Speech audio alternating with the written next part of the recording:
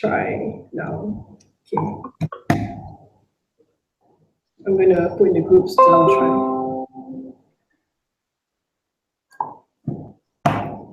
John, like, oh, so I thought you liked my keeper.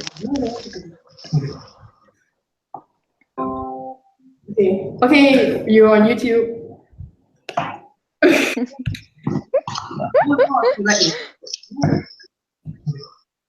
Why is it? Okay, you're on YouTube.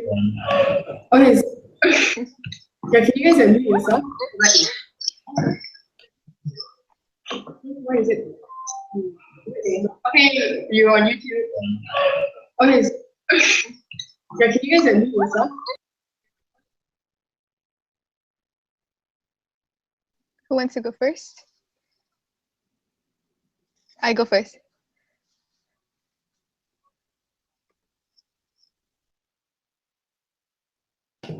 Wait.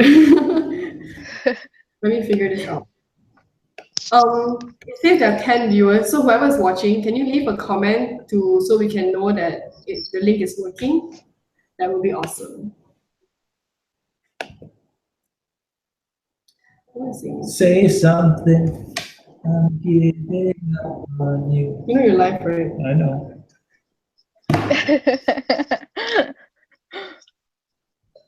It's okay lah. It's gonna be a chill session. Oh, it's not showing entire thing. What do you mean? Like the YouTube, you can only see my face. Oh. Yeah, so that's okay. No, I did it, I think. Yeah, I think you did it too. Okay, so we can start. So hi everyone, and like our viewers offline. So this is a Projek Wanita Malaysia. It's an initiative by multiple organizations. We have come together because we were inspired by International Women's Day and Women's History Month, and and all that. So we decided to come together to work on this thing called Projek Wanita Malaysia, where it's actually a 3 month long project. And this forum is the first one of the first things that we are doing for this whole 2 month long. The entire 2 months is gonna be a variety of items, from online to offline, from showing shows, from showing videos, from having online forums, to at the end of our 2 months is actually gonna be a physical summit. So if you guys like our Facebook page, on Facebook is Projek Wanita Malaysia, you can actually follow our updates and see our developments and whatever that we do, because we are going to talk to a lot of other people as well. So let me introduce to you the panelists that we have today. The one next to me, right next to me, because economy, so we're going to share a laptop. This he recently graduated last year. Kind of, yeah. Yeah, sort of. It's a long story. But he graduated, don't worry, from Sunway University. And actually now he's sort of teaching. Teaching assistant. Yeah, he's a teaching assistant in Sunway University, and he used to run a podcast called Jom Discuss. It's still on. I was part of it. Run it lah. I know. It's on YouTube, right?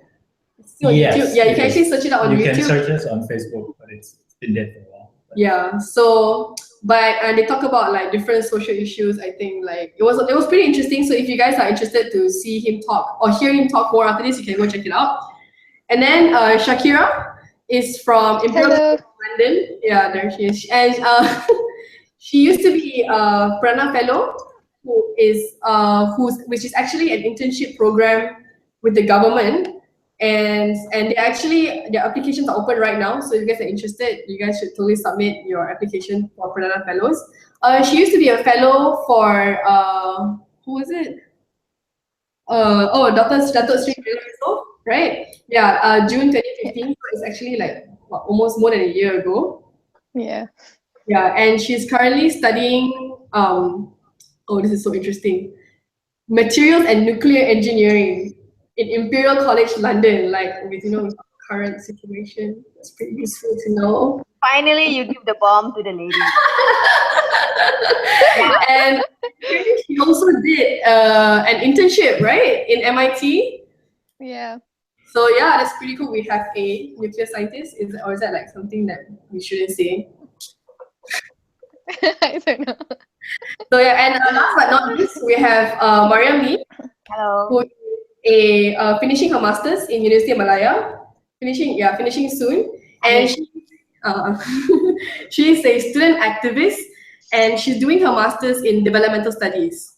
Development. Right, that is actually one of the best. UM one of the best universities to do developmental studies, right? So Development lah, but not so sure about UM. So and she also did her undergrad in the education field, if I'm not mistaken. Yeah. Right? And she's currently working as a project manager with Project Dialogue, a local NGO that does a lot of even cooler forums than this. So you guys can Project Dialogue on like Facebook, Twitter, and Instagram. Okay, so Thank you. so because like if you guys notice, like one of our one of our partner organizations is like PFAA, which is the Perdana Fellows Alumni Association, and they work with government. So one of the biggest questions that we want to answer, hopefully by the end of this forum, is that how do we close the gap between like people whose job is to create policies and people who are not? Like, is it just to talking on Twitter?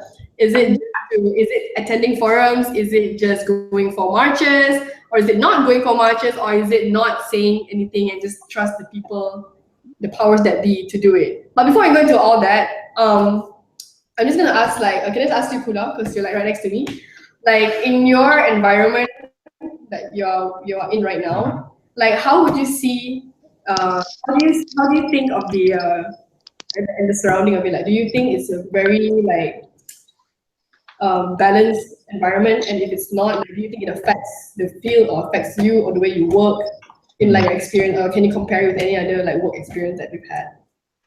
Okay, well, I mean, psychology is a bit of a weird problem. Well, it's not a problem, it's a thing. That psychology, if you look back, a lot of theorists from last time, all like, old white guys. But psychology now, if you look at demographics, it's basically like a field that's 80% women. Like 80% of people who study psychology are women. In my class, there were about 40 people and there were 8 guys. So basically 80%. And even right now in my office, because I work with a psychologist, 12 people, and there are only 3 guys, and I'm one of those 3.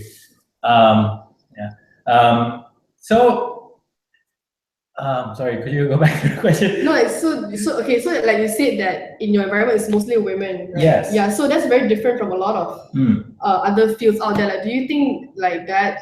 Do you think that that's a factor in like? Do you think that's different? I mean, I agree. Yes, it's definitely different. If you talk to other people about psychology, they immediately think, "Oh, wow, you're so lucky. There's so many women in your course." Oh, wow, but it's not like that, But I would say, I mean, I can't really compare here because so many people do psychology degrees, but we all kind of just go to our own separate fields. Overall, from my brief experience in business, like especially like male-dominated businesses, I would say it's a good thing, but it's not something you can really compare because I'm working in education now. It's nothing like working in corporate, so it's not really a fair comparison to make. Like, for example, if you compared a business that was and you've interned in a business before, yes, right? Yeah. So you feel like the environment is very different. But one is a business and the other is true. education. So I don't think it's a fair comparison to make. But I mean, I would say that working in environment that's mostly women is quite interesting because a lot of my co-workers, they are people with families, right? So they have kids. And as someone who works in academia, beyond your classes, which you have to be there to teach, everything else is quite flexible, right? So I would say that maybe because I don't know if it's because it's academia or because there are mainly women in my office, but so if let's say you have an emergency with your kids, you can take that time off because they know that whatever your commitments are, you'll do it later in the day. Like, oh, we have to do research. So you think like in a working environment that's mostly women, they will be more considerate towards issues like family issues? Yeah, like, I can't really say that, but that's what I'm noticing here, and I would say it's a really good thing because the work still gets done, and that's what's important. Actually, if you guys saw like this, like there's this a lot of conversation on Twitter that says that why is Maybank giving like a whole year off for maternity leave, and a lot of people say it's not fair. It's actually it will incur loss for Maybank. So you in your environment when it's mostly women and like it's not relaxed but like it's considerate for this sort of problem. Do you see it as like hindering I actually see it as like the work effort? a like, good thing, because Mhm. if I know that my company cares about me and is taking care of me, I want to take care of my company. The reciprocity thing going here. And if I feel that my company doesn't care about me, I'm not going to care much about the work either. Mhm. So I think flexibility is a good thing. Maternity leave is a good thing. I think people would be willing to accept, would be very happy with flexible working arrangements. You don't have to like straight up be like, oh, we're going to give you an extra year of leave. I think maybe we could try something a bit more transitional. People will be happy. We just need to show that we care about the women in the workforce. What do you think? Like, what do you think, Mariam? Like, you were also in education, sort of like you studied you in the education field, right? Yeah. So what do you think? Like in your environment, like in your environment now, is it mostly like women or is it mostly men? And do you think that makes that makes a difference? Definitely, there are much more women in education than there are men, especially when it comes to the actual teachers in Mhm. schools. But the decision-making place where they make policies on education. First of all, do we see teachers themselves becoming ministers of education? Because in our country right now, ministers have so much power. The executive and the legislative have, they're support, the executive, legislative, and the judiciary are supposed to be separated. So, but everything has been so concentrated in the power in the hands of the executive, right? So a lot of bureaucrats cannot do their job simply because they are afraid that they will get transferred, they will get or even, because it's so difficult to fire government servants, right? But they get transferred simply because they might have a different view on certain matters, for example. So I think we need to talk about this, the disconnect between the bureaucracy and the executive, especially when our ministers, because we're talking about education here. Education is very politicized. You cannot deny this. Public universities, especially, they are clamped down on their freedom of speech, and their democracy on campus have always been rigged to be pro-establishment. And we've had this debate for so many years, but we don't, it's just the media just don't talk about them anymore. And so in education, where we see the gender dominance of women in it doesn't lead to equality or women empowerment. It doesn't lead to women empowerment because they simply don't have the executive bite. They can just bark like that, but they cannot actually do anything much to really make a difference. Yeah, so moving on to that, like Shakira, you were a Plana Fellow, so you were not in the education department per se, but you were Yeah. still working in government, and I'm sure you mixed Mhm. around with like other fellows. So do you think like what do you think about that, like the disconnection between government and like the non-government or the marhain, like Sorry. like what do you think about the What was the question again? Disconnection between the government and and the people? Like you see okay. like statistics show that more women graduate universities, there are more women in universities, but then you don't see that in the workforce, like companies Yeah. are male dominated, Yeah. so like why what, like do you think, like what do you think as someone who has seen the workings of the government and like parliament and like Yeah, it's definitely a difference. There's definitely a distinct difference for me because like I study overseas, and when I go back I need to sort of get used to the way people think and people sort of work in the in Malaysia, and I've also worked in the government. But in my experience in Ministry of Works, I didn't see that much of, because maybe we're not that connected to the people. It wasn't like a people issue. It's like roads and buildings and stuff like that. So, but the ministry itself has a lot of women stuff. To be fair, but you can see in a sense that this connection is was like very obvious in it whenever like I talk to the people, and then when they ask what am I studying, and I'll say like I'm studying materials and nuclear, and they'll all be like, why are you doing that? Those kind of things. The expectation of a woman is really, maybe it's just me or the social perception, but it's not as hard, as like, if a guy would say you're doing materials or something that's like completely different than anyone else.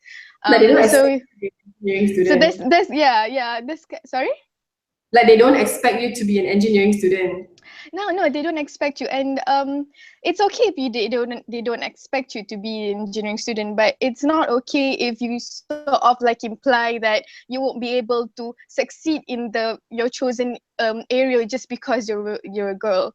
So I think that's the kind of disconnection. Yeah, you can say that the amount of people, women in certain industry or company or ministry, it's okay, like it is an issue that trying to get women into those kind of different areas, but it's also an issue in empowering them, telling them, seeing women as an equal, seeing women as someone who can do as well as a man.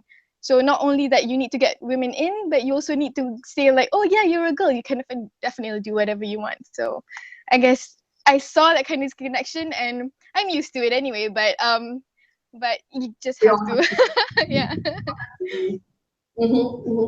So A lot like you said, like sorry? A lot of the time, women just have to do the extra work to convince people that they know what they're talking about. So when we're especially like in areas where men dominate, like politics, economics, engineering, the questioning of women's expertise on these matters is always double or triple even. But you don't question a man's credentials whenever it comes to things like this, and especially when you're a young woman, you get policed more than just your qualifications. You get policed in of your bodies, how you wear, what you wear, things that don't have anything to do with your brains. Exactly. They question. Like Shakira, like like you said, like I mean, when you work, I'm sure like like you're working in Kerja Raya, right? Like like people treat you differently than your male interns. Like let's say like do you feel like there's like I don't know, like do you feel like people like either they consciously or not or unconsciously treat you differently because of your gender when you're working as Okay. I think me being my own like self, I'm a bit oblivious about these things, like the things that don't matter. I don't really care. And I was doing my fellowship alone. I wasn't with two of my other male interns, so I was the only one. So I didn't really feel that I was treated differently. But you do feel not in the sense of treatment, but in the sense of the things that they ask you. Sometimes it can be a bit personal, it wasn't that much about work. And also like, man be man, gata-gata sikit kind of thing. That was just, of course, all women experience that, but it would be nice not to, but it's yeah. Okay, we actually have a question from Shazwan. He asked, which one do you all think, I'm assuming this question for all three of you because it doesn't specify. So which one do you guys think is better? Equal opportunity or equitable opportunity between men and women? What? Equal or equitable? Yeah, equal opportunity or equitable opportunity. What's the difference? Equal. Exact difference, right? And equitable is being fair, like the whole justice and equality thing. I know the argument. I just, Actually, I was like, I had to Google it. I Googled it off screen. Okay, the short answer is definitely equal. We're not even asking for more, we're literally asking for equal playing field between men and women, because we literally have no differences other than the fact that one gender has a vagina, the other has a penis. That's it. You're essentializing a person based on what genitals they were born with. Secondly, this argument about equity versus equality thing, Now, a lot of the times, right, when people want to argue against equality, they always use this. Oh, we don't want equality, we want equity, because equity means we according to people's needs. But then again, then they use this argument, this equity argument, and they say women's needs are more in the kitchen and the family than in the workforce. Therefore, we should empower women's needs in that area. So that's equity for them, you see. So I just don't like this kind of rhetoric, simply because it takes away the focus to achieve equality in opportunity and in outcome. So, because I feel like it's so devious, such a devious, especially when Muslim Malay guys, right, they always like to do this, equity means women need more in the kitchen, right? Women need more support in family, right? Therefore, because that's where they belong, right? So, with the equity argument, they box us, they keep us in the box when we want to get rid of the box in the first place. Yeah, so that's my answer. That makes sense. What do you think?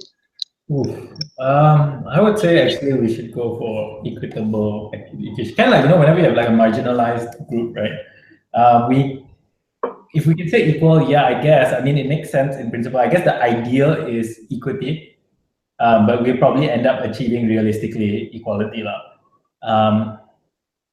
I think it's okay. So maybe I should clarify. I think it's like what Mariam says. Like, I think equitable opportunity is better if and only if everyone can agree that everyone, like both men and women, they can do whatever role they want to do, instead of like people say equity fair, so if we fair women, so we empower women in the kitchen. Like, that's wrong already, because women's their potential is not just in the kitchen, it can be anywhere else. So maybe in that sense, like, we'll probably say that equitable is better, but it's unlikely that we will reach that mutual understanding. Yeah, right.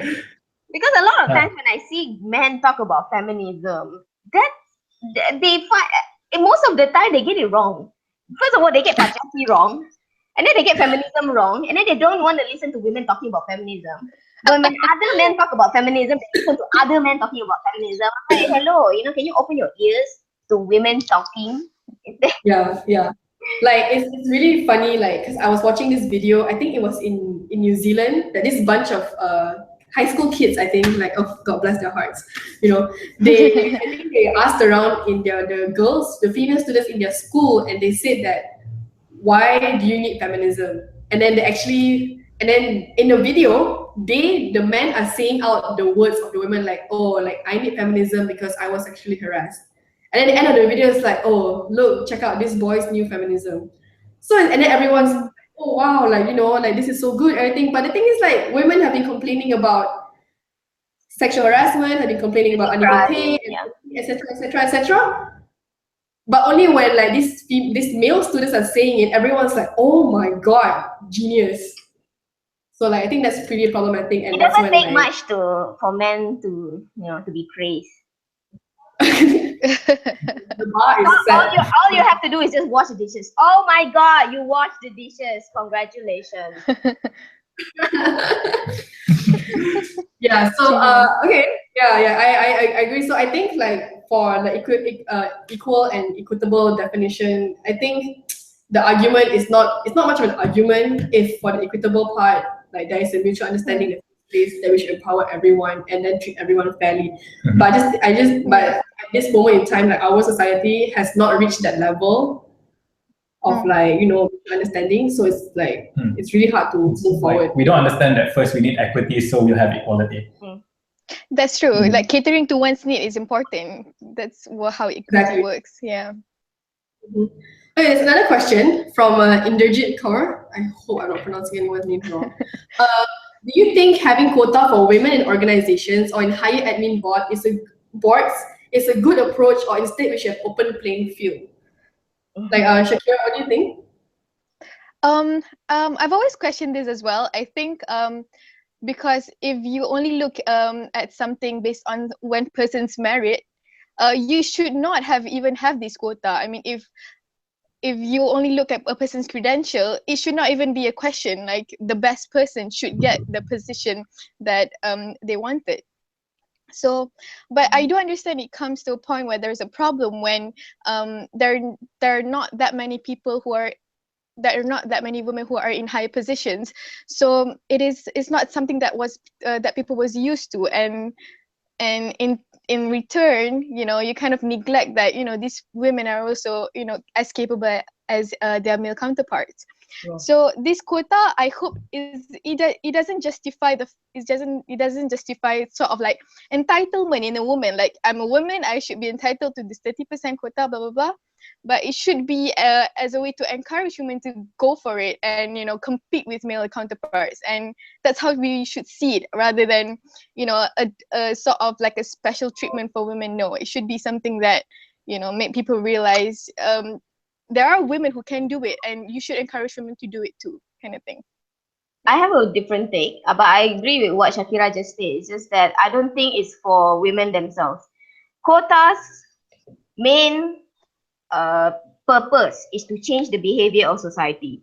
If you have a situation in such a way that the playing field is already unequal, so unequal that women are simply they just don't get represented at all in all levels of governance, then you need quotas in order to change the people's behavior, to get used to having a woman there, to seeing the face of a woman there, to hearing the opinions of a woman, to start thinking, changing the mindset that yes, women can be in governance, and they have been in governance, and they have the ability and the right to be able to lead not just women, but also men. You see, because now the prevalent thinking in society is that women cannot be leading men, which is a myth. It cannot be perpetuated, especially on a level that is not even religious, because most of the time these things are perpetuated based on religion. They are not even religious in the first place, because you restrict a person's participation in society simply because of her gender. So my point is, when we have a quota, it's supposed to be temporary. It's supposed to be a stopgap measure. That's it. It's not supposed to be permanent. And the fact that you have a quota shows that you have a problem in the first place.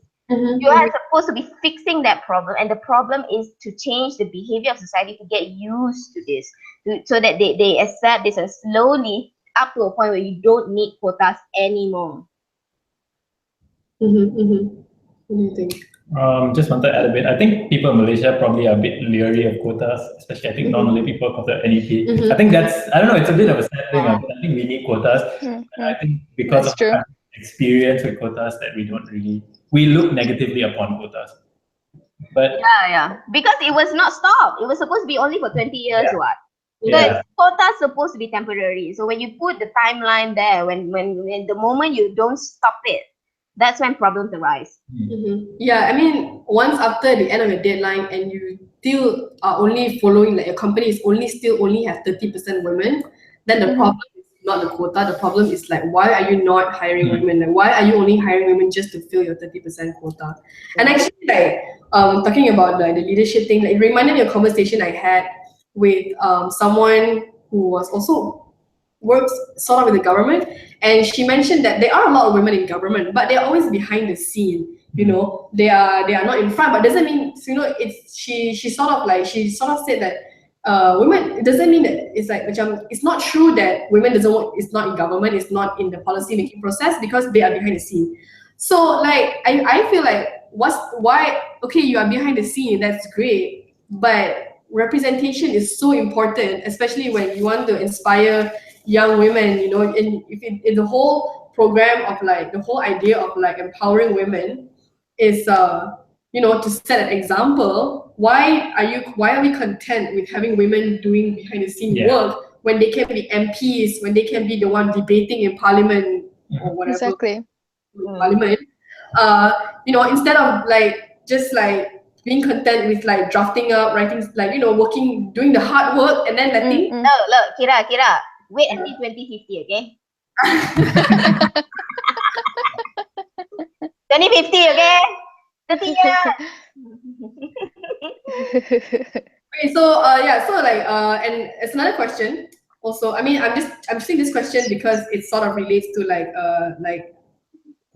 quotas and leadership. What do you guys think? We have all been in student organizations. Like I'm not sure, Shakira. I guess Student Fellow counts as a student organization, but Mariam, you were in the student organization, right? Yeah.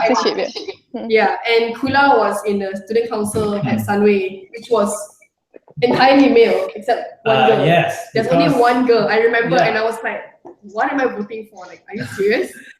and then I was in a council where there was 4 councils in the US, and I was the only girl in the president position. There was not even any girl in the vice president position except in my council. So, like, what do you think? Do you think like our parliament, our politics today is a reflection of student organizations? Like, we don't start at student. Like, if like I personally I feel that way. You know, like whenever I attend Malaysian events, there's so many suits. There's not enough baju kurungs. Like, are you kidding? Like, there was one time the first big one I went. No offense, but the East Coast region was entirely male. Not to mention 99% Malay. That time, 99% Malay, and it was all male. And I was just like, do you not have female students as like something like not just as masa president pun tak ada perempuan? Yeah. And then now when I look at our parliament, I was like, sebab tu kot. Yeah. First of all, I need to clarify that when I was a student, I was never part of the establishment student. In the local public universities, there's 2 factions called the pro aspirasi and the pro mahasiswa. So the pro aspirasi are those who who are officially appointed by the student affairs association, Hal Ehwal Pelajar, student affairs unit, to become the representative of students. So we have heard rumors for many years that they have been selected pre-election, pre-campus election, in order to, and then they were put into the election, and then I mean most of the time we don't even get to have an election because they filter out anybody that the HEP does not like. So we protested against this, and so the group of students who are protesting against this are usually known as the pro mahasiswa. My point here is even in the pro mahasiswa, women leadership virtually unheard of. There was this one time I remember, I was in my 3rd year degree, and someone was suggesting that I run for the student council, despite my record with the HEP. And then I said, and then this guy said, "Cannot, you are not cute enough." Oh my God. Yeah, you're not cute enough to run, because basically, those who run for elections, the people vote for the looks, they said. The men will vote for the looks. And I was like, so sexism is alive and well even in so-called progressive men. And universities as well. Exactly. So we're not just talking about sexism and misogyny in right-wing nationalist, pro-establishment student movements, right? We're talking about these so-called progressive students who want to have a change, to see a change in governance of the country. So I think it might be different. It might be a different experience overseas. But this is a very common problem in local universities, public universities. I think it's different scene for overseas universities because overseas, like the Malaysian students are like seciput je. So you want to like argue within yourself, like you literally have it's just so small. So you mostly I don't see that problem in the overseas university. But then again, also overseas university are mostly like from the same sponsors, they study together and everything. So their priorities are probably different in that sense. Like, what do you think? Like, you were in a Sunway student council, and I remember like there was literally only one. Yeah, but okay, I want to clarify here. In my student council, my year, there were 9 guys, 1 girl in the upper committee.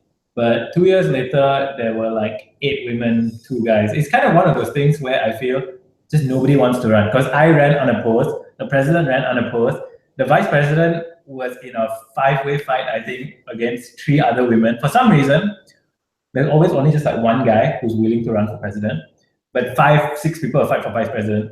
And it's kind of sad, because I think there definitely are a lot of capable women who should be running for president, but they're like, oh no, I don't want the president. Yeah, I feel like that too, because in my experience too, like you see, like if us, like like when I was retiring, I was asking like, run. They're like, tak apalah, like tak apalah, like like. Yeah. The phrase like, let the man do it is often heard. There are some Malaysian students who are just like, okay, don't involve yourself in any of this.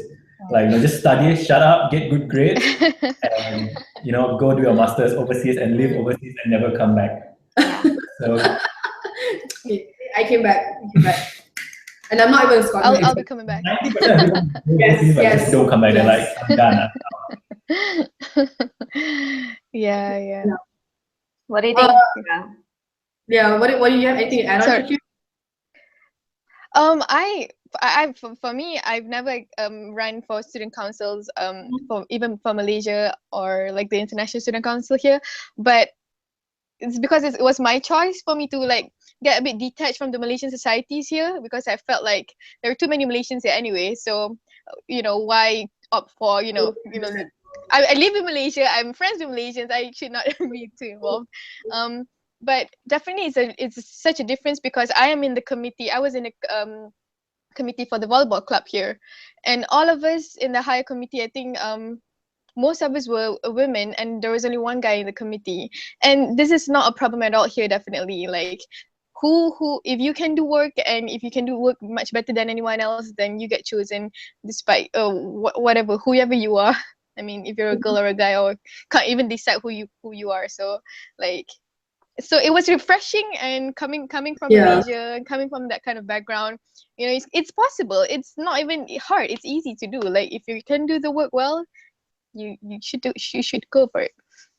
Yeah, I feel like it's different, because like when I'm overseas, like, I know a lot of like very outspoken young women, women who have strong opinions about changing things or whatever. But when and they are very strong in their university settings. Like when they, I have a personal friend who I see, like, she's very like outgoing and out there, and like, especially in her interactions with her university, like basically Americans.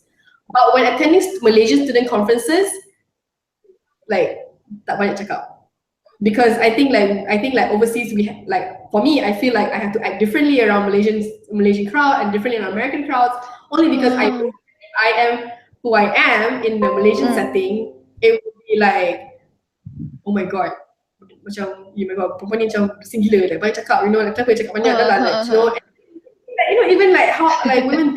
That's true, I think. Yeah, in student conferences, like Malaysian conference, the room is probably like what? Literally only 30 students. The women will all sit at the back. And the men will all sit in front. And I'm just like, we're in the United States. We're not in Malaysia. So I don't know why, like, I wish that they would they would be willing to leave the comfort zone a bit more, to like, interact, because if you want to be the change that you say overseas, but you are not even like trying to like emulate that in a Malaysian scene overseas, nanti balik susah lah, Oh, we have a comment actually from our previous discussion.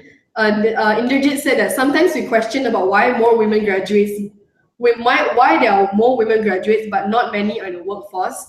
She says that she believes that sometimes it's also a personal choice, and respecting those choices is also a way of empowering women. For example, women who give up their job to take care of their children at home are actually empowering the future generation despite not contributing directly in the workforce. Well, I would add something like, why can't men also have that sacrifice? Like, why can't men also give up their job to take care of their children? Like, why, like, I mean, yeah, like that, if that is the sole reason why women are not in the workforce, then we definitely have a bigger problem. You know, because I don't believe that's the only reason why women are not in the workforce. Just because takkan all these women not in the workforce because they're taking care of babies. I think there's a family pressure component. Yeah, also maybe. I mean, for taking care of children, yes. But like, if to say the only to say that to make us feel better, oh, women are not in the workforce because they're at home taking care of children, I don't think the biggest factor is that. Like, I think that's ignoring a lot of external factors as to why women don't want to work. Like, or there are not enough women in the workforce.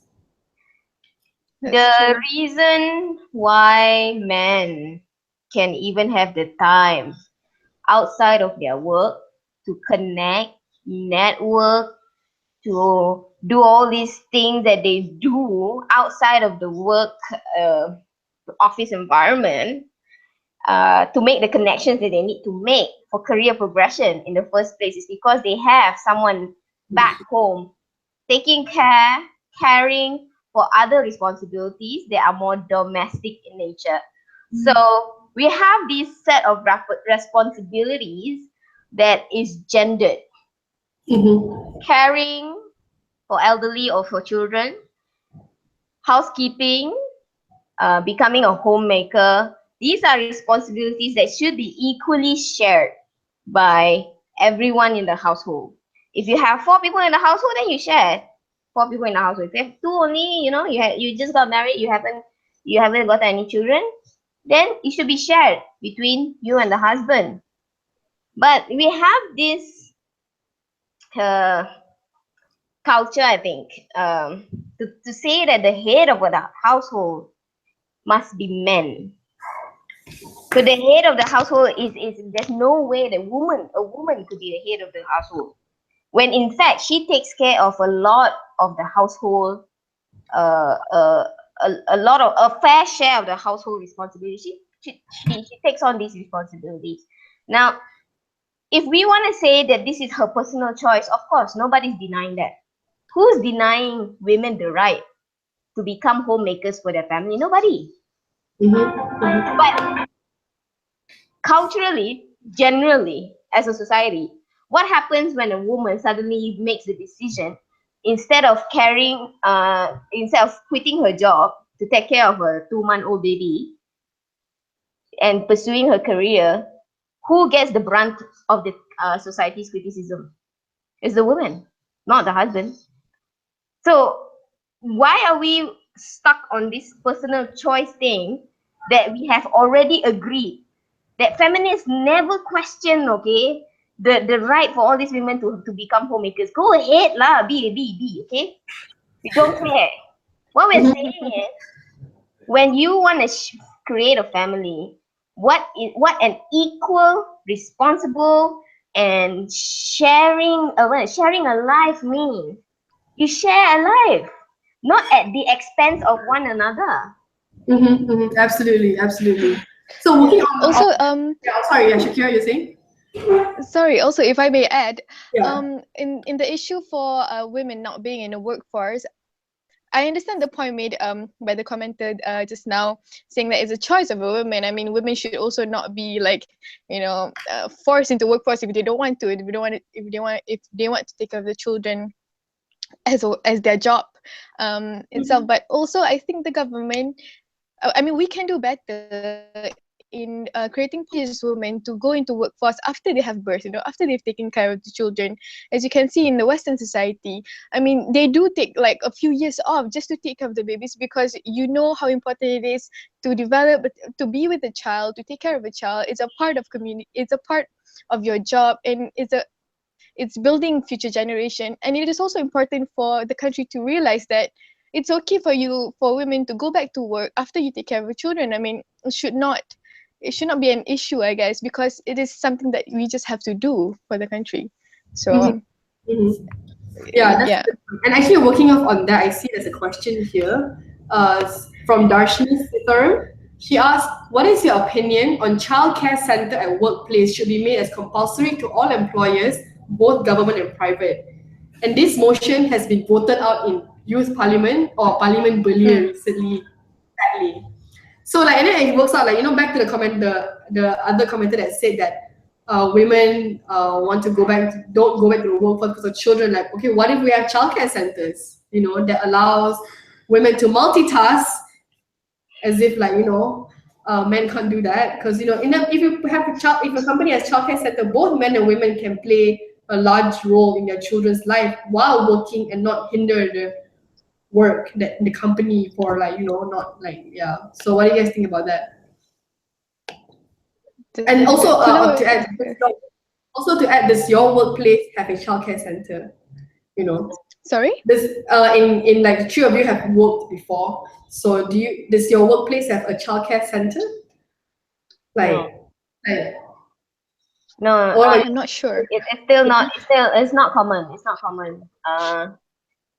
It's Malaysia. I think it's one way of addressing it lah. It's one way of addressing the childcare needs, especially when childcare is very expensive.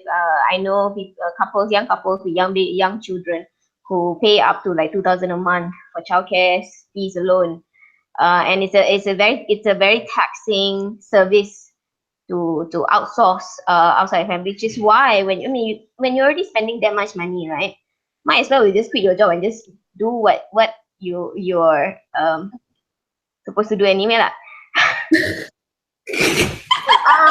Tisha, you don't have to do that. Anyway, the BBC live video. And she's Indian, right? Oh, you just gotta be right. Anyway, so funny. That was so funny. Okay, anyway. It doesn't have to be the only thing. There are so many other models that we can look at. Parental leave for both husband and wife, for both father and mother, is also one option, especially when they have the option to spread out their parental leave equally.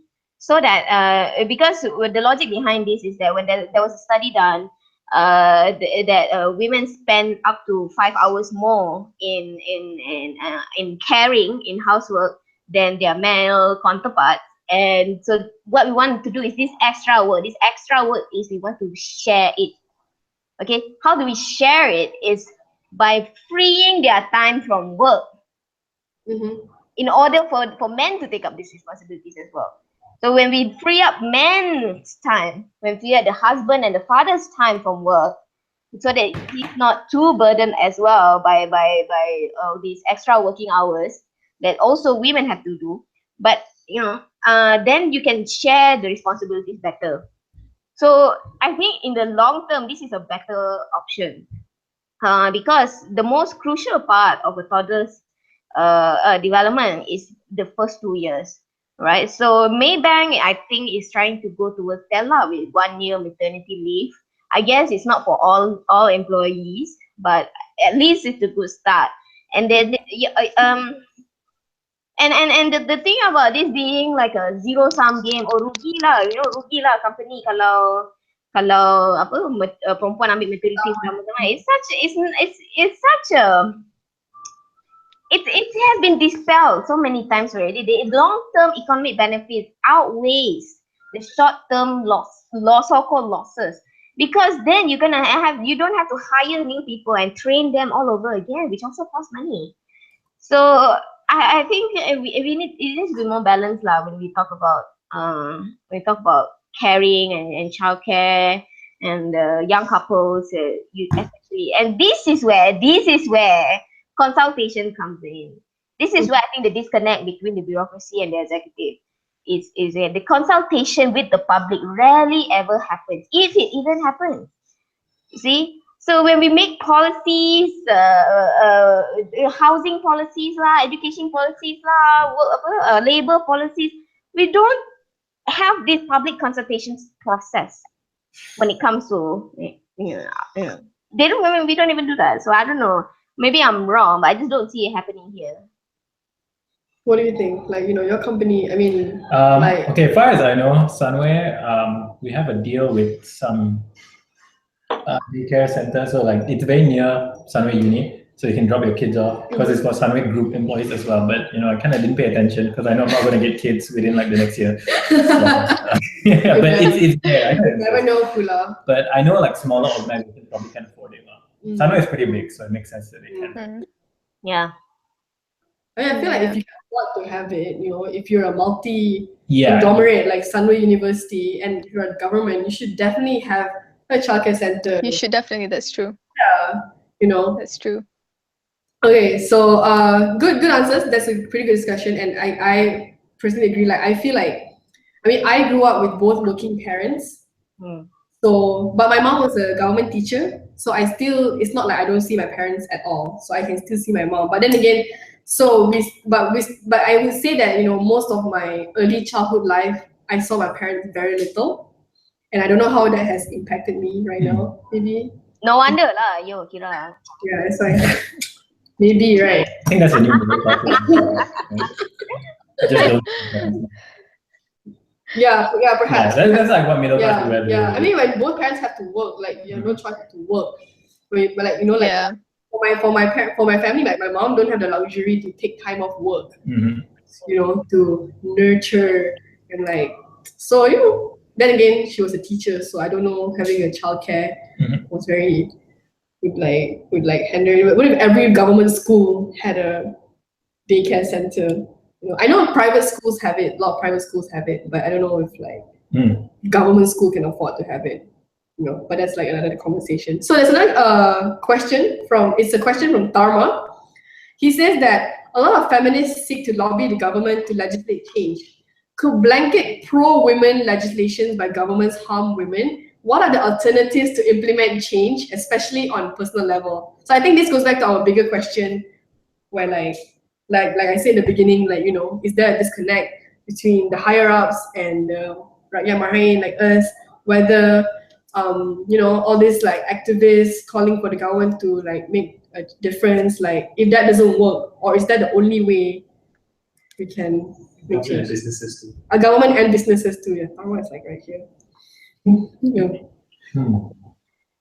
We should start with the bureaucrat. The bureaucrat in training. Like Shakira, I know you didn't work in you didn't work in probably laws that affect women, or I know. Yeah. I wish I did though. But yeah. The disconnect. I feel like I don't know if this is wrong or I've been away for too long or something, but I think people in general in Malaysia, there is already a disconnect between people knowing about policies and people who don't, when we talk about politics and the government, most people don't even know what's happening, and they know this political figures has scandals, but in terms of policy that they are bringing into the country, not many people know about it. So one of the things, I think it already has to start, because it's hard for you to get into politics and then go up in policy and change everything. It's hard, and it's not going to happen in 5 years to come or something. But there's a lot of power in the people, and we have already seen that throughout the whole world. So if you want to make a change, you should start make a change by yourself. I mean, how do you see women in your own culture? How do you raise your children? How do you talk to your other children or your other peers, about women and men? And when you start thinking differently, when you start exposing yourself, it should start within you, because it's hard for you to go into, because policy making and policy changes does not only happen with policy makers.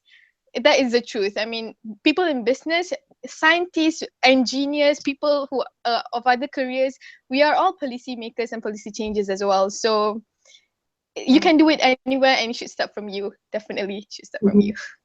Yeah, but see, our parliament Belia voted down for a childcare center. So how? Really? Who is in Parliament Belia?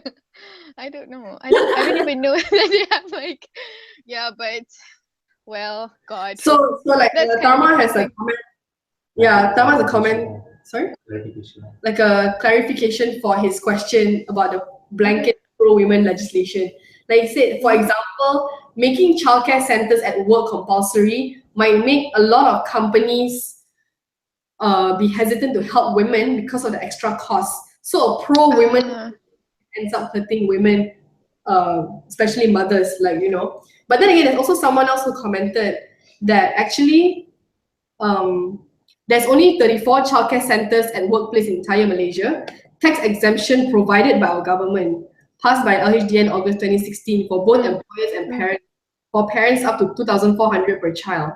So she said that this can encourage more women to work, since the first 1 year of maternity is the part when most women tend to leave their job.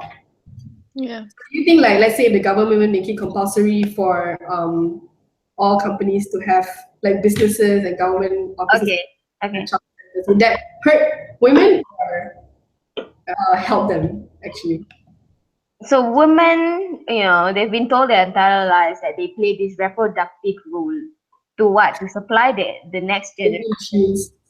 Yeah, the next generation of workers to be supplied by women. And yet companies, in the name of profits, refuse to put in their share into the economy, because you know, they say that it's an injustice for them, because companies want to make money. What? How do companies make money in the first place? It's because of their human capital. When they have the people to make money for them, that's how they make money. So I mean, private companies have been benefiting from people who have been educated, fed, medicated by public institutions.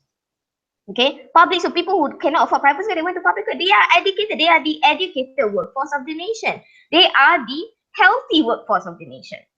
And so private companies are benefiting from all this, and they don't want to pay their share into making sure that the next supply of workers is available for them. So I don't see the logic in this, and I don't think it's just a personal issue. It's definitely not. It's very systemic and it's very structural. For example,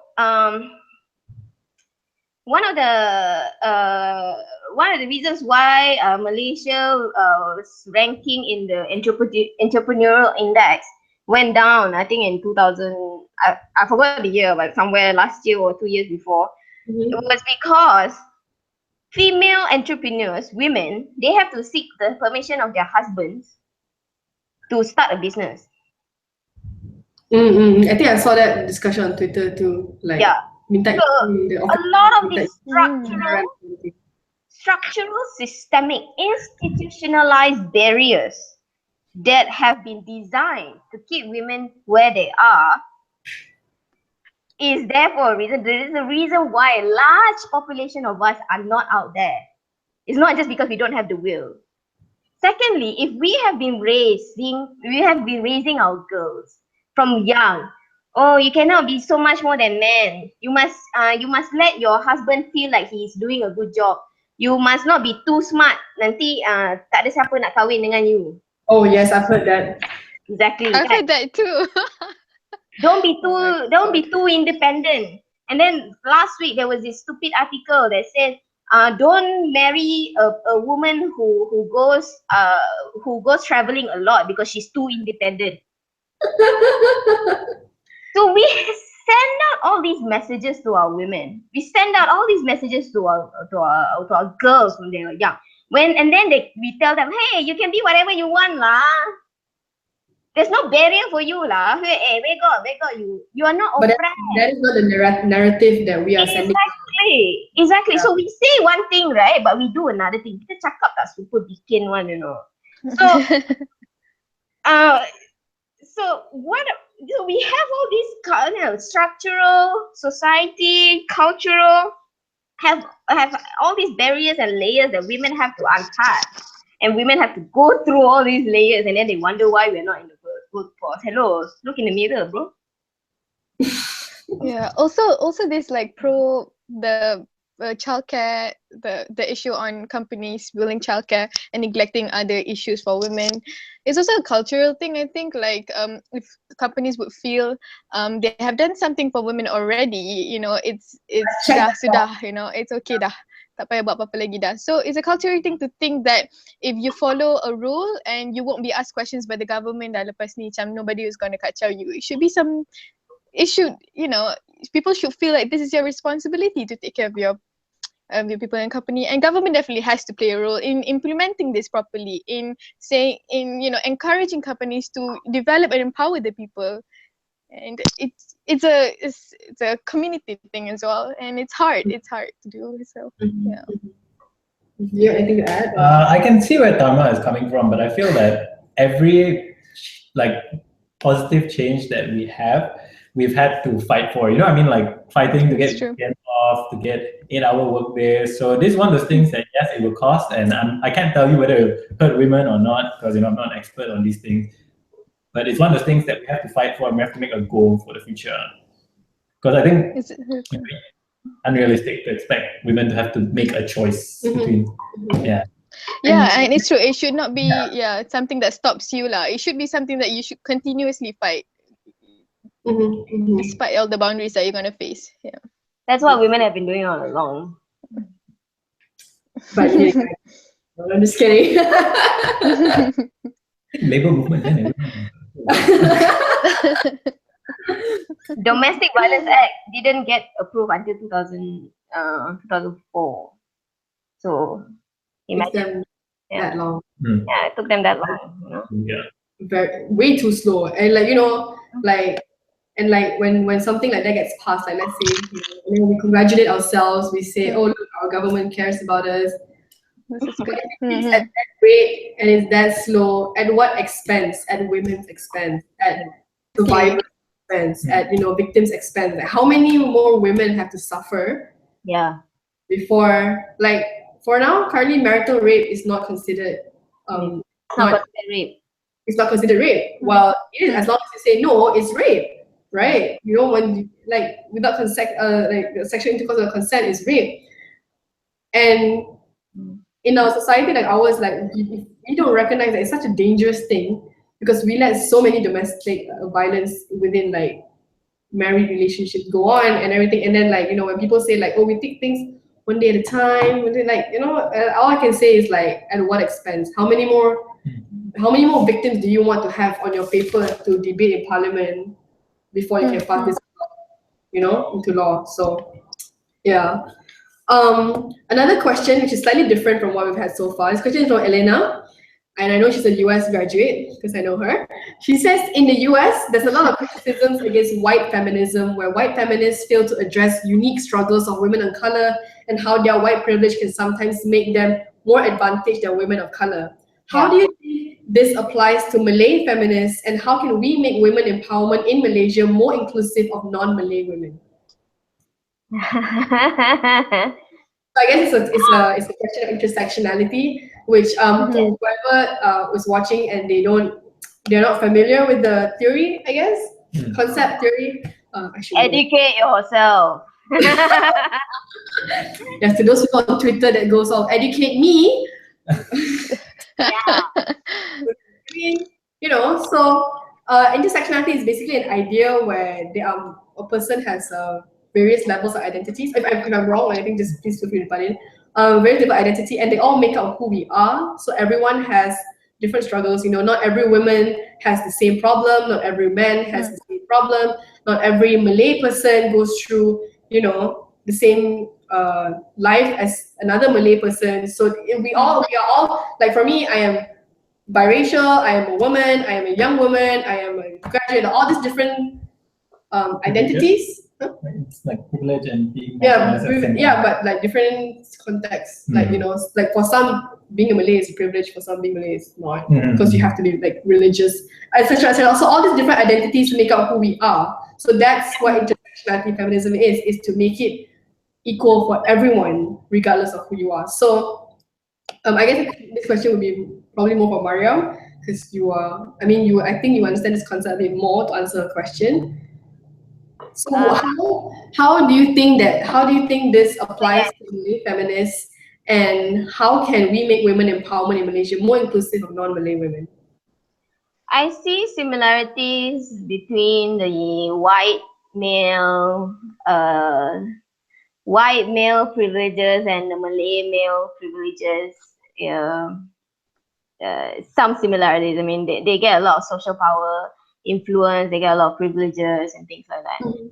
It's provided that they are straight, male, educated, and somehow with capital. But for women, I think it's a bit of a different story. The struggles between the struggles of Black feminism and I guess women brown women, non-white women generally are somewhat, I guess, somewhat. I can't even use the word similar actually, because Black African American struggles are just too different. It's such a different context. It's incomparable what they. I cannot say for sure. And I'm not an academic on this, and so I don't really have the correct sociological term to describe this. But like Kira said, some Malay women actually may be more of maybe at a disadvantage than even non-Malay women. For example, in matters of religion, non-Malay women have more freedom when it comes to their choice of clothing, although this has also been increasingly very narrowly defined for non-Malay women as well. So when we talk about this, I think there needs to be a baseline of how we treat our Malay women who are supposed to be the most privileged, supposedly in theory, and a lot of them are, definitely. I get a lot of my Bumi Putra privileges. I get a lot of my I think they see lah kan, my Bumi Putra privileges lah kan. I mean, it's not much, but still, it's quite a bit. But at the same time, if you are someone with Bumi Putra privileges, but you don't have the capital to even capitalize on those privileges as well, it's also an disadvantage to you. So you may not have political privileges, but you have capital privileges. It might even surpass, disadvantages that even the supposedly more privileged, the most privileged group have. I think the application of feminism, I think feminism in general is just when you identify as a feminist, you immediately, you become targeted, you become a target of bully, and you become a target of misogyny, especially online misogyny. So I don't think identifying as a feminist in Malaysia is so much of a social capital. Not here, not too much. But I have to admit that being, identifying as a feminist in public does give you exposure to other outside Malaysia opportunities from outside Malaysia, because then you are seen, you are visible. So I think that's the purpose, The purpose is to be visible, because you're so invisible in the first place that anything you do that's just a little bit out of the norm, you already become visible already. You get what I mean? So, and then what comes with visibility of women is all the social repercussions that come with it. And most of the time, when was the last time you see, a woman being a non-conventional woman, a non-conventional woman who is loud, independent, very opinionated woman who actually is a hero in the eyes of society? Very rare. Very rare. We rarely acknowledge these kind of women. Or you only get acknowledgement after you die. Something like that, exactly. So only women who conform to the ideas of what a woman should be here are celebrated. So I guess that comes to a disadvantage of its own. Like, I think, and leading back to this is like, this someone on the comment section, Lee Ling Ngor, said that on women in leadership, what do you think of strong personalities that could inherently define and even change society's views on women in power? For example, are we able to contrast personalities like, say, Ivanka Trump versus Hillary Clinton? and build unbiased preferences on women in power as much as we have on men in power? We will have biases, I think. We will have prejudices. Yeah. Like, what do you think? I don't think. I don't know, because I mean, we have like when we have women leaders, female leaders who are women of countries. I think people mock them because they are women, like the trolls and all that. So I don't think this is anything. Let me try and read this question. I mean, even in Malaysia, doesn't it? I mean, do you mean like they don't associate with other female figures from the Western like leaders or something No, like like she's asking like I Change think the behavior. that like do you think when women are in the limelight and for a leadership like Hillary Clinton, she has so much like limelight on her, you know, so let's be honest, she's like one of the most qualified person to become president, but she gets sexist comments, she gets all this hate on her just because she's a woman or she's not able to lead, and then they have Donald Trump president, and then you have someone as Ivanka Trump, who is also now in the limelight because of her dad. And do you think, so can we contrast these personalities and build unbiased preferences on women in power as much as we have on men in power? I think we can swap. Can you leverage on that lah? Yeah, I guess so. Okay. Not unless you have anything other than social capital. I think you need to have economic power to get, not just social capital. I think you need to have economic power, a good education, and strong connections in order to overcome all these biases and prejudices against women. Because or else, a lot of women they just fall through the cracks. Yeah. Also, at the same time, like it's really good to have a lot of different personalities of women being in a position of power as well, just to make people realize that people are different and women are just people. Soon enough, you'll understand that women leaders are just leaders and men leaders are just leaders as well, you know? So it's good to have just different personalities just to show people that it's just no point of stereotyping people because different people can bring different things onto the plate. So. No, okay. Because I think representation of women is very easy. I think it's very easy look to at one woman and think that her you leadership. take one bad example and you use that as leverage. This example fails, so obviously women can't be leaders. Yeah. If you get women, like this, yeah. You know, but all this while as if like all the mess up that happens in our country has not been done by a particular gender. You know, only women are to blame. Exactly. Do you remember when you and me, right, we were on Tweet Malaysia and we said the same thing, but you got so much more shit for it? I just noticed that, like, oh man, Kira got so much more than I remember. I was curating Tweet Malaysia a few months before you. Yeah.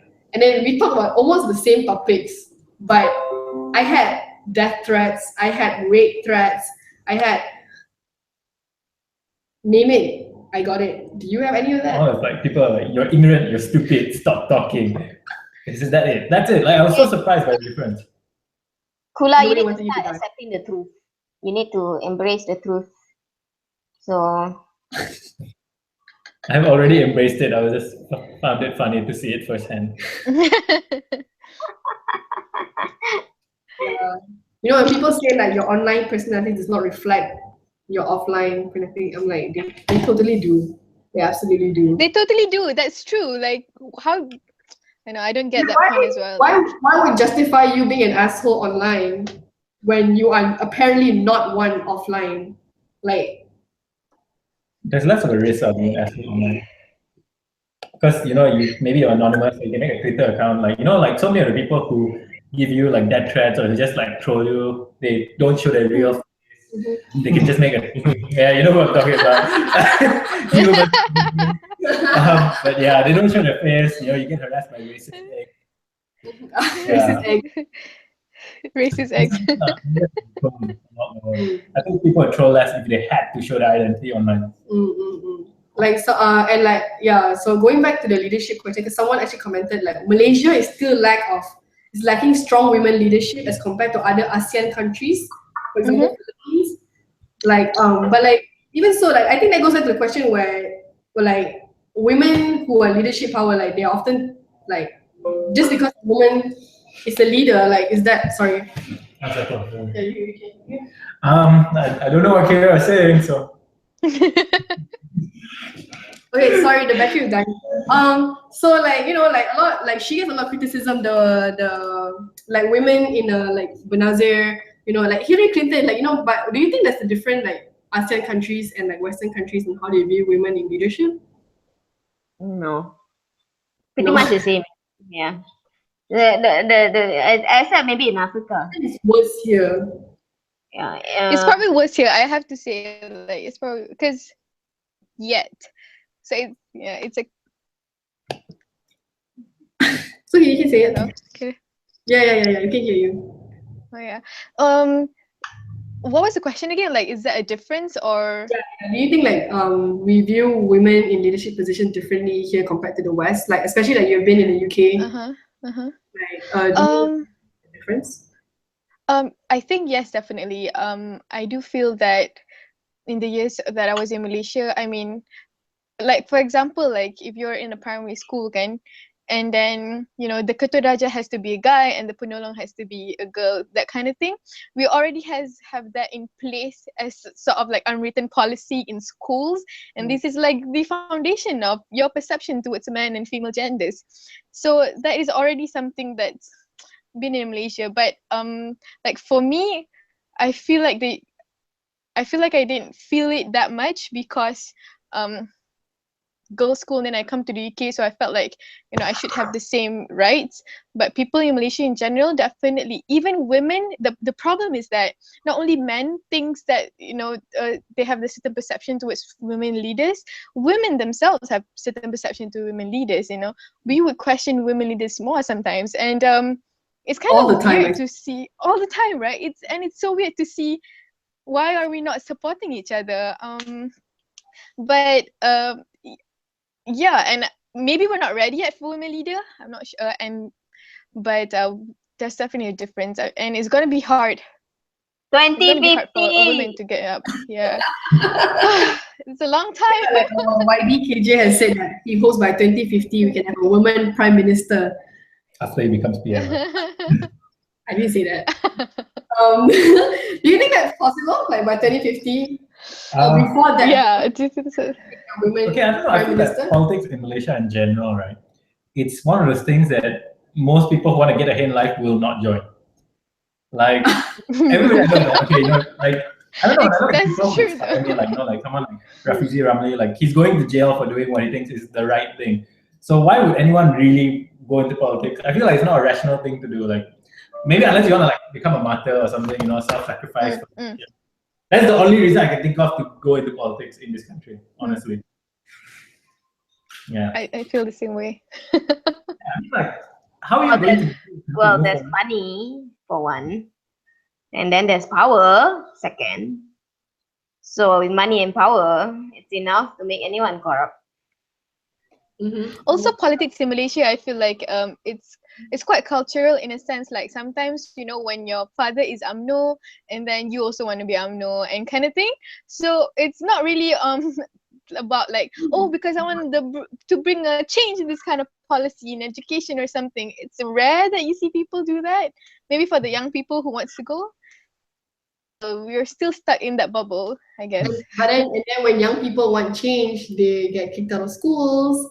Or they're not allowed to speak, you know. I just find it, and like one irony that I see, like, you know, like it's very contradicting, you know, society, not just government, but society. Like, you know, you say like young people shouldn't be involved in politics or like current issues, and then you have things like Club UMNO, where, you know, you have a political name as an organization. I have nothing against Club UMNO. I actually think the one in the US, the one that I know is good because they don't just do political discussion, but like. So it's kind of weird to see like a political organization sponsor organizations overseas. At the same time, our society and like probably current government do not encourage political discourse among our students. Like, is it only overseas mahasiswa that gets to enjoy all these privileges? Can you please be grateful, Kira? Please be bersyukur and jangan persoalkan kerajaan.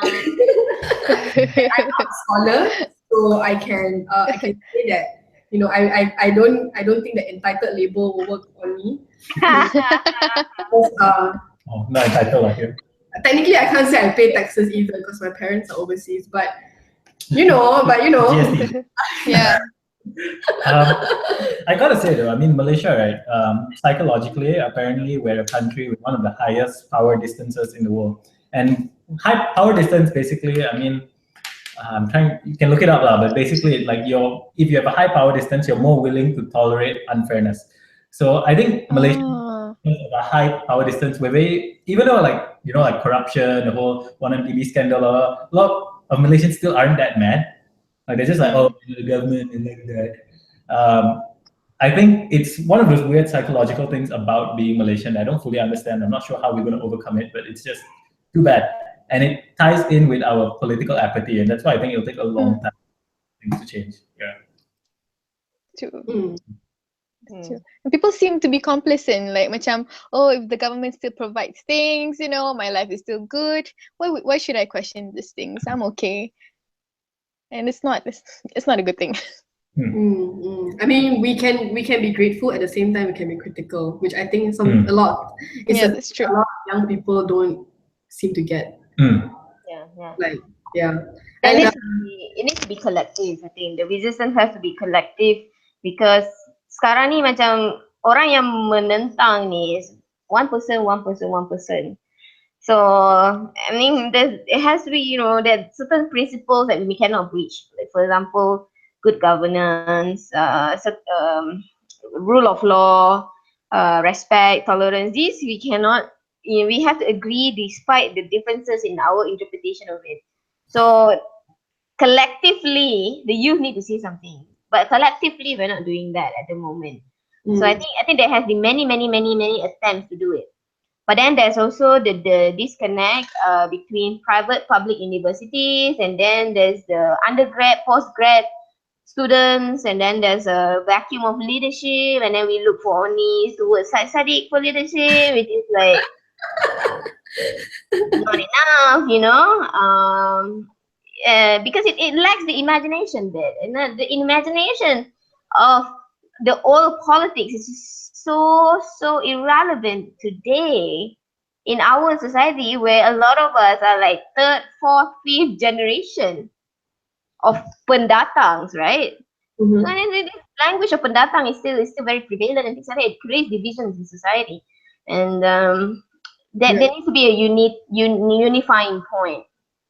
I mean, I don't really run in the circles to get that, but I think if I spoke up, I would get that. It's like, oh, you don't really get it, outsider. I don't know. Malaysian society is very fractured. That's all I can say. Yeah, that's true. Fragmented, segmented, and affected on race, language, socioeconomic status. It's like everyone just lives in their own bubble. What can you do? Yeah, like someone like Penlock said that politics in Malaysia definitely not as mature. As much as the UK politics is messed up, at least they debate stuff like progressive taxation, negative income.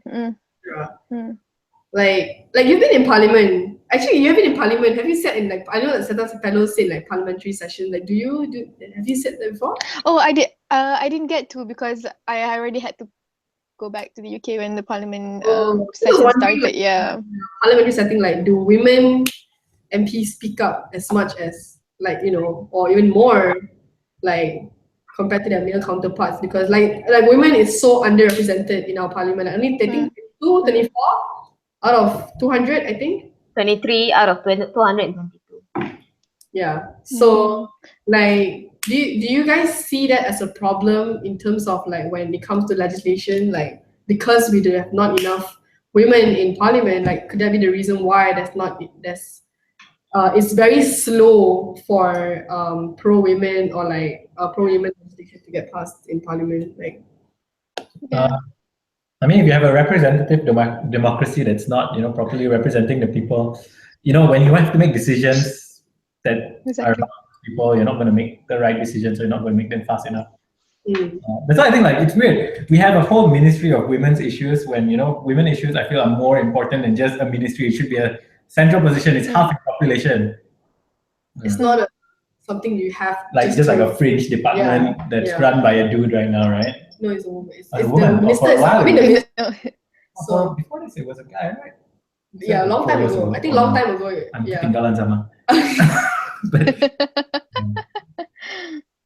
Yeah, of course, definitely there's and there's also opposition MPs. Opposition women MPs are more visible than the federal women MPs. I think it has a lot to do with the patriarchy in UMNO as well. I think one of the most they have the Bahagian Wanita. So is that supposed to make me feel represented? Like to know that I will never be able to fit in, I will just be a Bahagian Wanita, like nothing meaningful about their participation and substantial about their policy making process. But even when we have visible and outspoken women MPs in the opposition, they also speak the language of the old politics. They also speak the language. They tender. Yeah, exactly. They don't really address structural inequalities. They don't really talk about how women in the B40 income group are much more oppressed financially, socially, and culturally as well. So there's no actual meaning to having their presence not felt, you know, their presence alone. Maybe because that's just not enough for them. Of course, it's not entirely their fault as well. We need to demand. I think we need to start demanding that we see more women in our legislature. So how do you guys think we should move forward for that? I think now we can answer back our big question, which is like, how can we, in our own capacity, or is it like not enough to just talk about it? Talking about it like this, talking about it right now, like we have an audience, and we are talking, but how realistic is this gonna affect, like, you know, a change in like our bigger circle? Like, is this actually gonna, like, is this ripple gonna go wide enough to affect anything, you know? Or like, so what do you guys think from your like own experiences? Like, how can people not directly involved can make a change?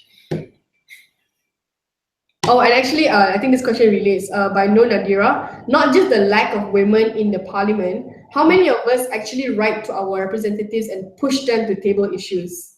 So I think that's a pretty legit question. Like, do you think like that's legit? Yeah. Do you think in your circles, like young people just constantly just sembang kencang, talk about, oh, government sucks, and like, oh, whatever, like, you know, like, I'm not sucks, but like, do you think like, you know, like they actually go beyond that, just like talking about it? I think it's one of those things that's learned out, because I feel that a lot of people feel that if you involve yourself in politics, especially against the government, you're opening up yourself to a lot of risks, including the risk of being prosecuted, being thrown in jail, being discredited, being attacked by all sorts of people.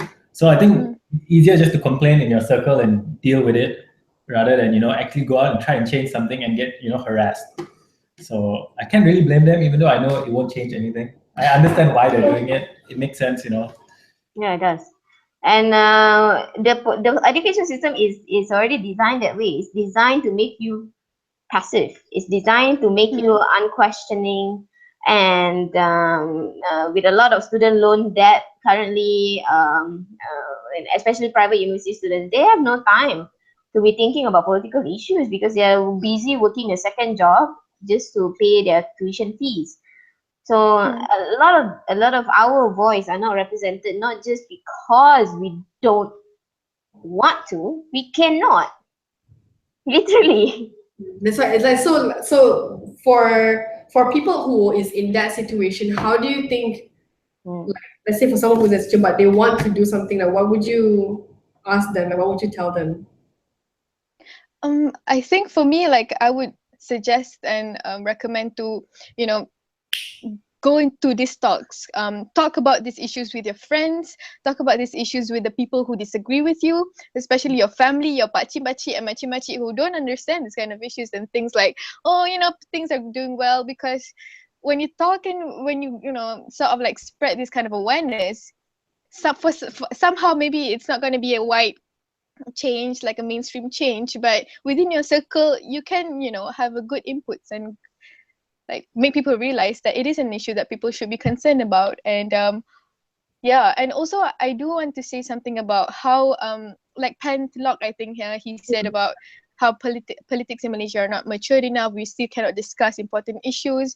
There's definitely something for us and for the government as well to look into, because like things that are issues that are very important are not being debated in mainstream media themselves.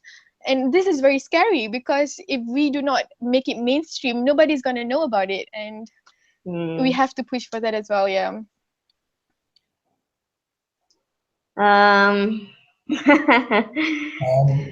Yeah, but I don't know how else what we can do lah, macam to change policy.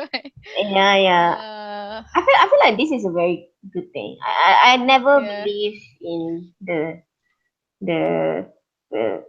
that we cannot talk things out. I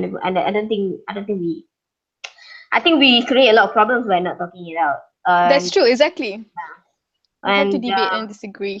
Exactly. That's why I hate Saisade. But yeah. Oh my god, I'm just kidding, guys. This is me in real life. Come on. Okay.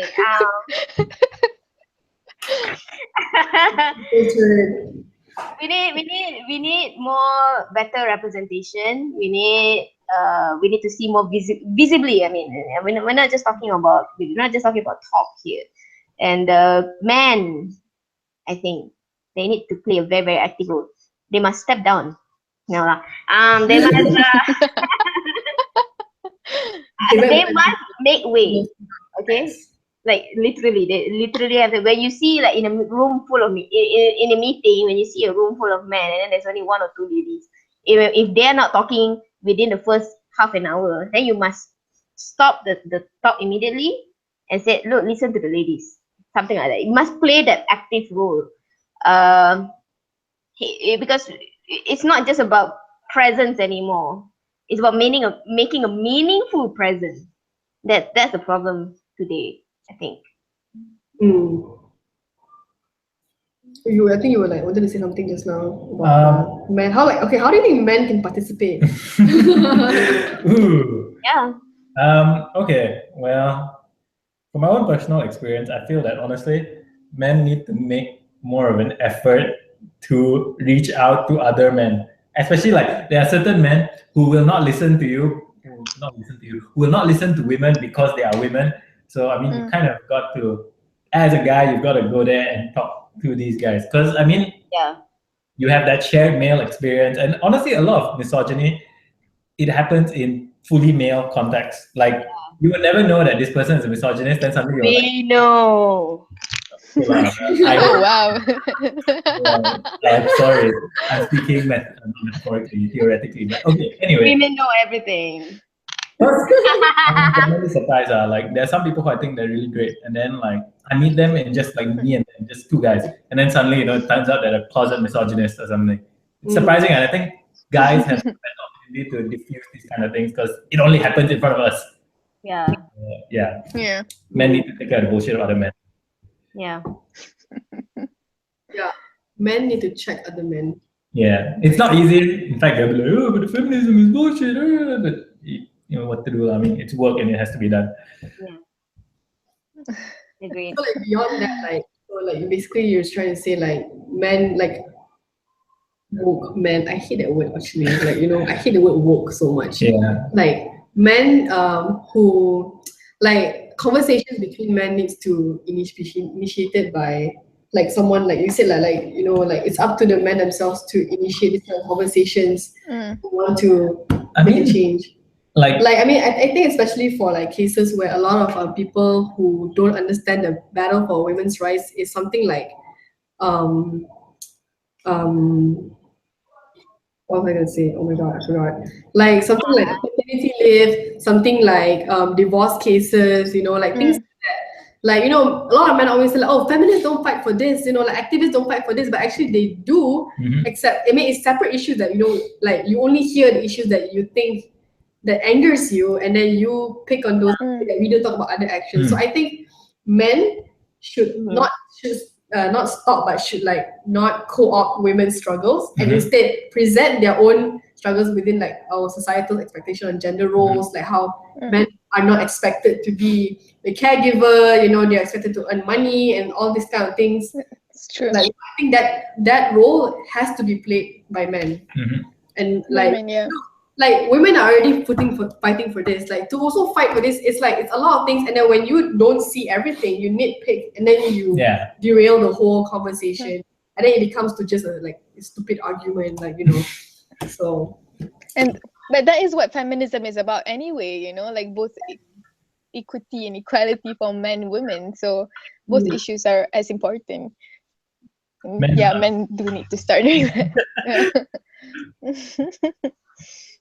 Wait, hold on. I'm reading the comment section, and No Nadira said that there hasn't been much news on the sex offender, because I think she posted this when we were talking about the parliament, like women in parliament, women MPs. There hasn't been much news on the sex offender registry, which was proposed some years back. And then Siti Adiba, who's also, I think, an ex-Pranana fellow, she said that I think they're introducing it when the child sexual crimes bill is being introduced, but I'm not 100% sure because that was the plan during the early stages of writing the bill.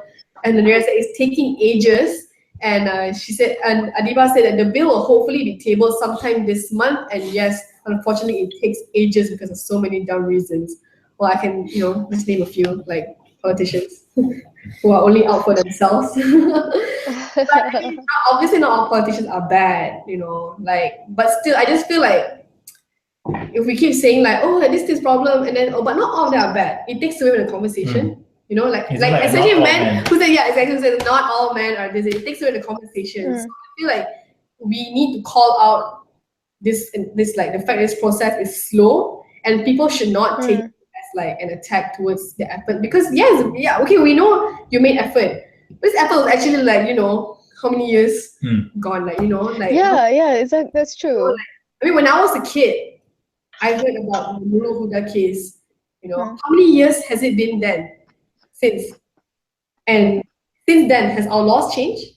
Maybe. I don't know, but it's not obvious, you know, because now then this whole sexual predator thing is being hyped up again, thanks to the media, thanks to Star media. Yeah. And like, if Star did not do that, would this child sexual this bill, would this be passed now? Would this be like a whole thing now? Or it's exactly what I feel as well. Like people should not take this slow movement and slow development in law as a given. It's something that you should be pushing on, like, you know, especially in terms of rape and sex offenses.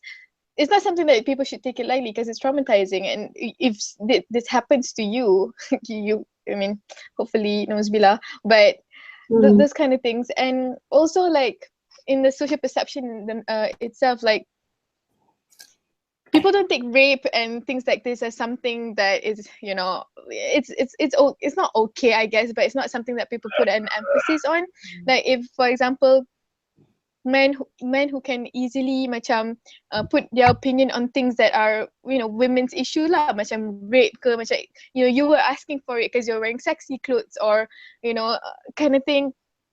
I think those kind of conversations need to be put into mainstream juga, because especially, I don't know, maybe Malay men that I've met or like had the unpleasant encounters with about this kind of topics, you know, macam, you know, she's sexy, memang dapat lah macam tu. I don't think it's right to be talked about in mamak, macam cakap depan-depan, you know, kind of thing, if opinion that people is okay with. So it's kind of sad. It's not only sad, it's scary that people think that way. Yeah, exactly. Like, it really shows like on the like our society's thinking on the subconscious level, like, you know, like like so many things are said, how many of things are unsaid and actually in their minds, and like, so anything else to say? Would you like to add anything? I agree with Adiba, she said that the childish behavior of MPs makes it hard for female politicians to table good policies and laws in parliament. So I think this goes back to our original like sort of idea that like we need better representation in parliament, not just women behind the scenes, because maybe these women put together the effort, the research and everything, you know, and then when it goes to parliament to be debated, Got shut down. politicians, yes. And they make like terrible jokes. I don't know. Like I was looking at Diana Sophia's Twitter thing, and I noticed she gets a lot of scrutiny that male politicians don't get, and it's very bothersome. Like I think that now she's in like a controversy because it turns out that she smokes. And I'm not sure why that's a deal at all. Because she's a woman. Exactly. But yeah, it's so unfortunate. It's a barrier for entry, I think, for women to enter politics when they know that, I'll be harassed by all these idiots. So why enter? I would say like, we should smash the glass ceilings and not walk into glass doors like Mario. Stop making fun of me. Oh my god. I make fun of myself enough already. Yeah. So definitely women politicians, I think, especially in our community, like, I don't know if it's an Asian thing or is it a Malay thing, Because I think it's really hard in the Malay community to see a woman like being in a leadership position. Like, it's just really hard for them to digest it, I think, And they need to look a certain way when they are in that position. Before you say anything, it's tudung mana tudung. And without that, anything you say is supposedly like apparently invalid, Yep. So I think that's Invalid. It's crazy. Yeah, and then women also It's stupid as well. they don't stand up for our Exactly. I think it's also really bad when like the women don't defend other women. In fact, they even demonize them more. Yeah. It's just it's really tough. Yeah. Exactly. I think for me, like this kind of things, I realized it happened to me when I was in boarding school. I was from an all-female boarding school, and you can really, really see this kind of culture being sort of, I guess, inculcated there. Like the teachers always are so concerned about mana tudung semua, as if like, I hope I'm not saying this in an insulting way, as if like what you wear is the most important thing that you're gonna bring, in your character, that kind of thing. So education, I mean teachers, or I don't know who should be not blamed, but it's a collective effort to say to girls and women, say it's okay, look whatever you have, you look like pakai ke tak pakai ke, it's okay, it doesn't freaking matter, But yeah, it starts from school and scary. Yes, I can relate. And the thing is, I went to a Christian school, but I mean, obviously, the government school, so I studied Perbincangan Islam, and there was like ustazah and everything. And I would get like called out in front of everyone that I don't cover my hair, and I would get asked in front of all my friends, which ironically it's like 90% non-Muslim, and they'd be like, "Tahu tak, kalau tak pakai boleh masuk neraka, tahu tak semua." I'm like, how can you like, my face was like, and like, it was so weird. Like, this is a personal story. Like my first day of high school, I was in Chinese school, primary school, so I wore the pinafore, right, like the skirt and everything. And then when I went to high school, I thought it was like Christian high school, so I'm like, okay, I don't have to like cover my hair. I went to the agama class. I was the only one not covering my hair, not wearing a baju kurung, and then I was just like, oh my god. And I was like, because like my mom was a government teacher, so I'm like, I also didn't think that it would be like that. And actually, I mean, there's no such thing in the school rules that say that you have to cover your hair, you have to wear baju kurung. And my mom was a government teacher, so she said there's no such pekeliling, like which is the thing that government gives out. Pekeliling. They say that you have to wear a tudung, and I actually said that the first day of class, and I was like, trying to be a smart ass and be like, tapi kerajaan tak suruh pakai tudung pun. And then Ustazah was like, tapi Allah suruh. And I was like,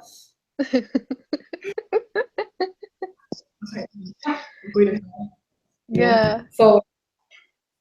So like I feel like, and that was like when I was 13 years old. 13. So if like, our schools, not our schools, I feel like we are really like, since we were young, like it's like the policing that female students, young women go through is like definitely like 100 times more than male students. It's weird because like, like they like to, I mean, this is just what I noticed. I know like the whole aurat conversation, but very few people want to talk about like the male aurat thing where like your shorts have to cover your knees or something like that. I don't really know, but full kneecaps. But it's so weird. Like we just want to focus on what women wear, but not all on what women wear, that men wear. Like it's not a religious thing anymore. It's just like men body policing. thing. Yeah. So I mean, but then I still don't cover, but obviously, like it's really not easy, like.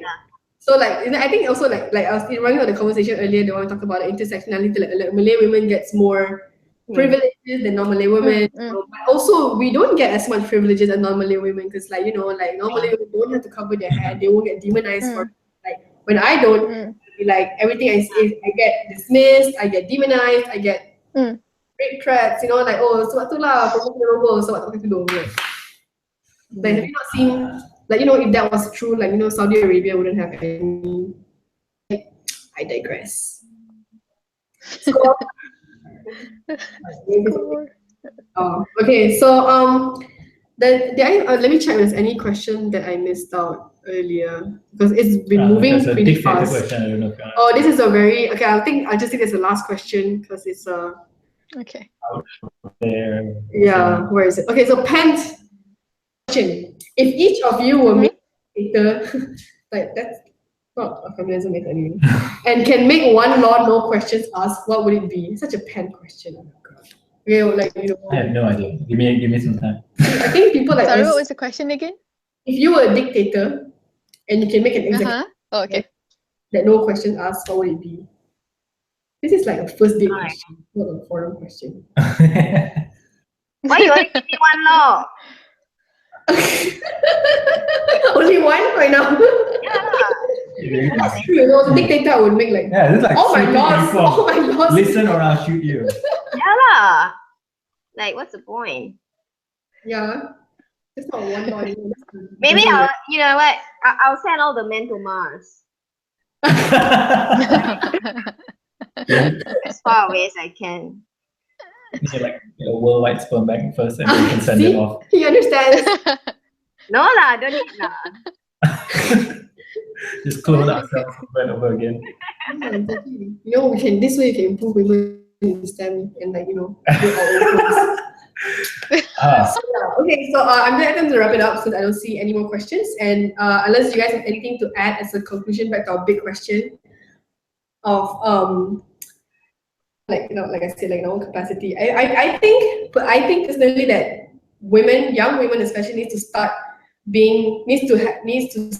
having active participation since like school time, be out there, put yourself out there, run for things like even if you don't start something, do your own thing. And like I feel like we should not let people tell us that we can't do it. I think throughout my lifetime, like the amount of times someone has said to me, "You kena faham," it's like I think I would be a millionaire by now. Like I bet you can ask any young woman out there that how many times have you heard the words, "You need to understand, you kena faham." It's just something like this, you just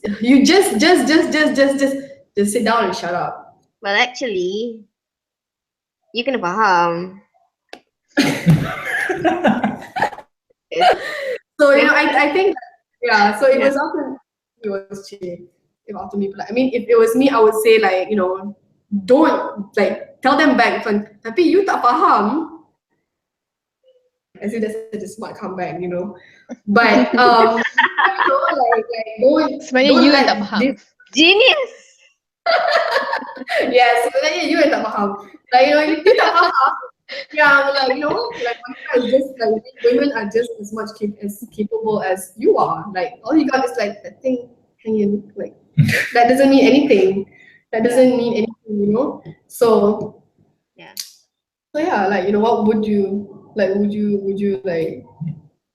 Okay, like if you could like if you see that there's so many lack of representation, like Sunway Student Council, would you have considered like running again? Like how I say, like if you see, like once you see there's like not enough women, like what do you think at that time? Like, and the person that became vice president is like a friend, right? Like Regina, right? Yeah, yes. I mean, honestly, all of them are okay. Honestly, okay, this is what happens, right? In Sunway Student Council, you don't know why the council was a bit weird at the time, because a lot of people are not interested in running or they don't know they can run.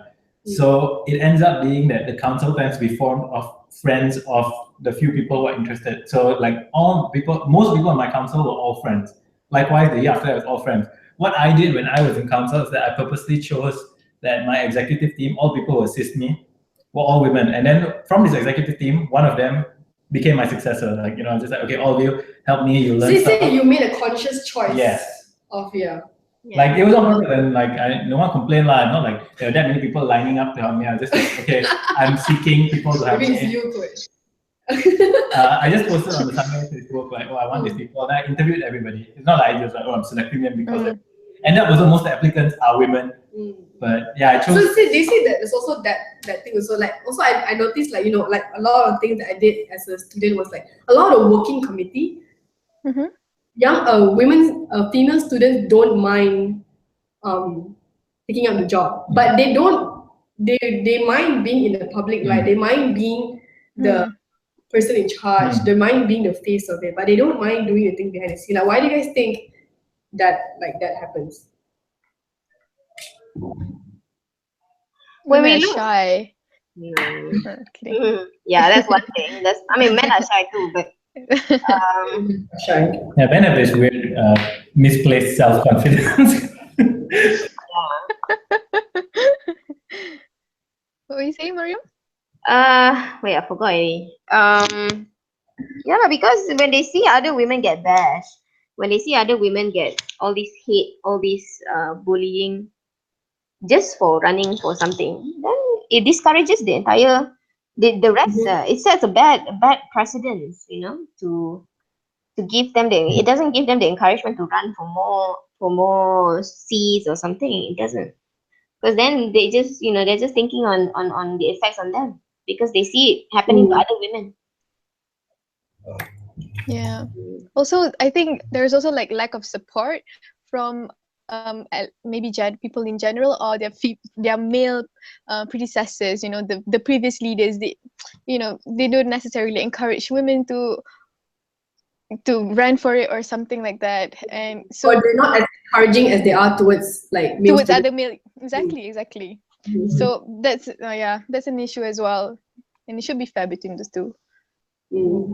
I noticed this always happens in like student council. A guy will take a director position or whatever. I mean, you'll get like all these like women who assist him. Then the guy will just not do anything. He'll be useless. Like, the secretary. And then the assistant secretary. Then he's like, oh, I'm not going to do anything. So like the assistant secretary does all over.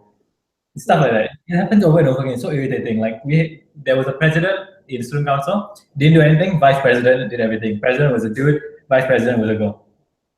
And like, of course, like the president is still like, oh, the president come give a speech. You are the president, well done. But in the end, they didn't do anything. So over and over happens again. I can relate to that.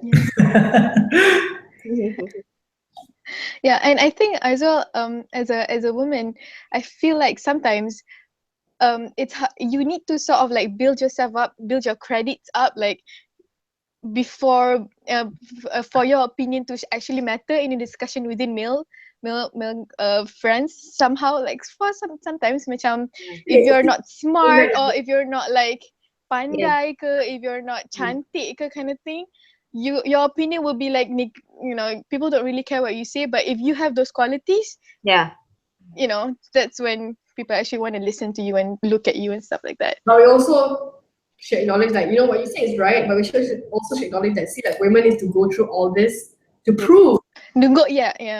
While men don't.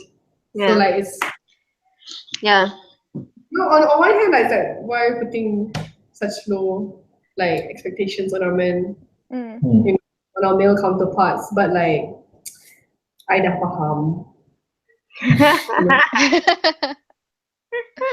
Yeah, that's so true. We're related male misplaced self-confidence. Like even if a guy doesn't know anything, he will act like he knows a lot.